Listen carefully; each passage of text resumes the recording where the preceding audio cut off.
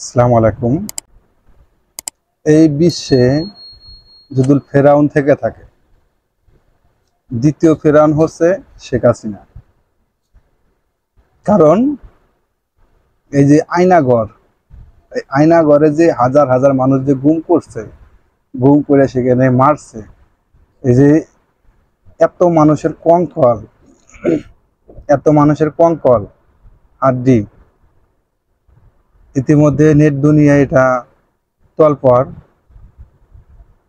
Net দুনিয়াতে এখন ঢুকলেই পারি এই আয়নাঘরের দৃশ্যটা বেশি আসে সামনে। না জানি কত মায়ের বুক খালি করছে এই হাসিনার স্বৈরাচার। তো এই জন্য আমরা নাম দিছি এটাকে দ্বিতীয় ফেরাউন। এই দুনিয়ায় কোনো ফেরাউনই টিকতে পারে নাই, শেখ হাসিনা ফেরাউনও এই দুনিয়াতে টিকতে পারে না।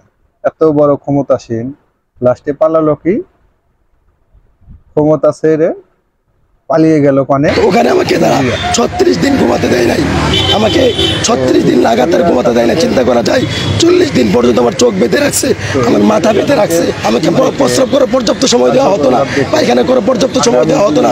পায়খানা করতে আসবে তারা জানি এটা মাথায় রাখে যে না, স্বৈরা শাসকের এই বাংলার জমিন থেকে যারা প্রতারিত করেছে বা নির্মূল করেছে, এগুলা জানি ইতিহাসের সাক্ষী থাকে।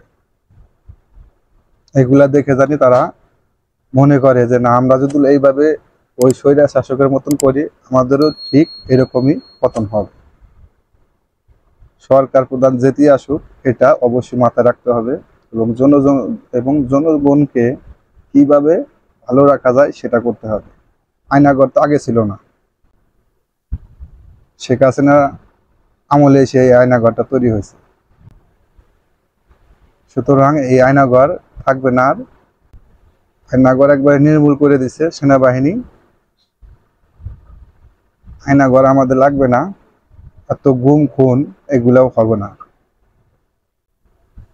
ভিডিওটি শেয়ার করবেন এবং আমাদের চ্যানেলে যদি নতুন দর্শক থাকেন অবশ্যই চ্যানেলটি সাবস্ক্রাইব করে রাখবেন।